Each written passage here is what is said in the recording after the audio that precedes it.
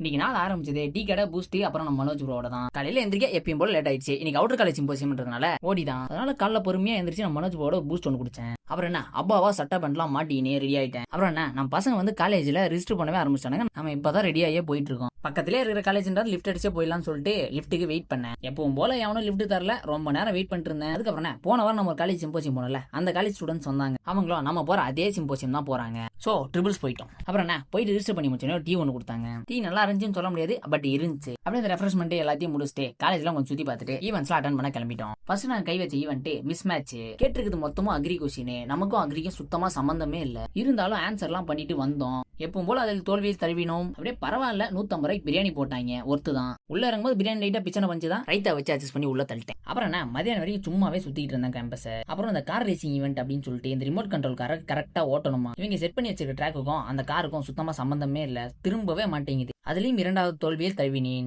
அதில் தோத்தோடனே அண்ணா ரொம்ப டிப்ரிமிஷனுக்கு போயிட்டேன். சரி நம்ம ஃப்ரெண்டை கூப்பிட்டு டே எதுவுமே ஓரமா அப்படியே அந்த ரோட்ல இறக்கி விட்றா, அவங்க என்ன லிஃப்ட் கேட்டு போய் 2 கிளம்பி வந்து மஜாவான 2 ரைடர்ஸ் வந்து லிஃப்ட் கொடுத்தாங்க. மாத்தி லிஃப்ட் ஏறி அப்படியே கோயில் பாளையம் வந்து சேர்ந்துட்டேன். வந்த வேகத்துக்கு அடிக்கிற வெயிலுக்கு ஒரு வாட்டர் மெலன் ஜூஸ் சில்லுன்னு இறங்குச்சு. அப்புறம் வேகமா ரூம் போய் சட்டையெல்லாம் கழட்டி போட்டு பவழமல்லியை போட்டு தூங்கிட்டேன்.